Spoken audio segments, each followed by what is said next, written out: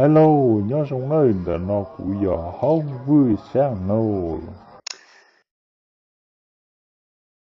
Lúc nào cũng như là mỗi nhà sở sự của hai trò tê mong lúc này của giờ nhá trò bố chạy nhá là tê khởi và nhà hai nơi nơi mà toàn như sạc lời như này chứ không gì.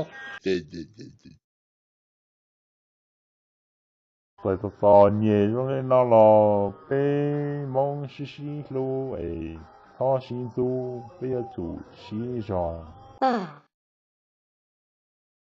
Giờ đây có hai có muốn plane chứ mà.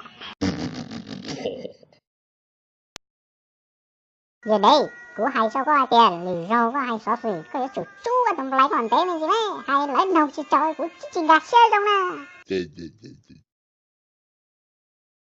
Giờ mi có số sự thua của thế mà cú na hai chỉ mình đua con na to tụ con na và cú luôn đi khỏi cho nó sẽ là họ.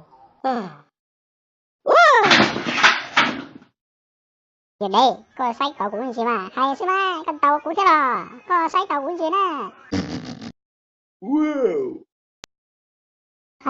Vậy à, bây giờ nhé, bây tôi rồi lên nào là tôi hay chọn mấy trồng tu của tôi rồi tiền, mấy con này tự nhiên do này giống mấy con nhẹ thế, vì tiền lấy cái chế lấy to này một chế là nó. Những tổng trâu này số tù giải do này do này có bao nhiêu lò số số nhiêu lò là ôi siêu ôi cho ấy này thì này ba này luôn này một trở đi lùa lửa hai này nữa mà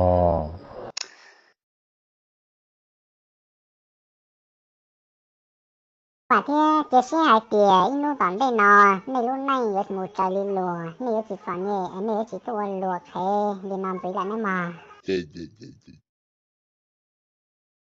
lúc nào cũng chỉ ở đây vừa thọ và chỉ phục công mong rong cho này hay mong我要被多些做生意，他们去把个那摸索的路走。Thế chỉ cần đời sư lò, này ủa rồi ta lời này một chế, này chủ cú xe lùi một cái và chỉ xong một rong, ấy này chỉ cho phòng chỉ rong này nọ, này chỉ sợ sợ nhẹ, này chỉ tao tôi luộc thấy nó lại nơi.